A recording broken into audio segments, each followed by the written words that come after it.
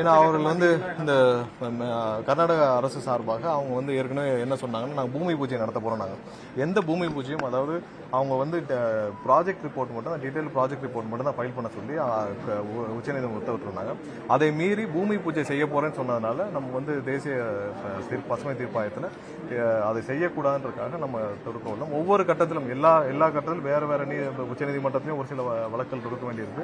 So கண்டிப்பாக முதல்வர் எந்த காலத்திலும் மேகதாதுல அவர்கள் எந்த விதத்திலும் அவர்கள் கட்டுவதற்கான எந்த அனுமதியும் நம்ம கொடுக்க போறதில்லை. ஏன்னா துணை முதலமைச்சராக இருந்து சொன்னவரே முதலமைச்சராக இல்ல, எதனாலும் சட்டப்பூர்வமாக தான் அவங்க செய்ய முடியும். ஆல்ரெடி இதுக்கு பண்ணக்கூடாதுன்னு சொல்லிட்டாங்க. Project report, detail project report மட்டும் தான் ஃபைல் பண்ண சொல்லியிருக்காங்க. அந்த மீன் டைம்ல அவங்க போயிட்டு பூமி பூஜையெல்லாம் செய்ய முடியாது.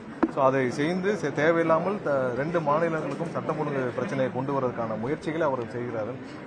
அரசியல் காரணங்களுக்காக DK சிவகுமார் அந்த மாதிரி செய்கிறாரு. அது கடுமையான கண்டனங்கள்.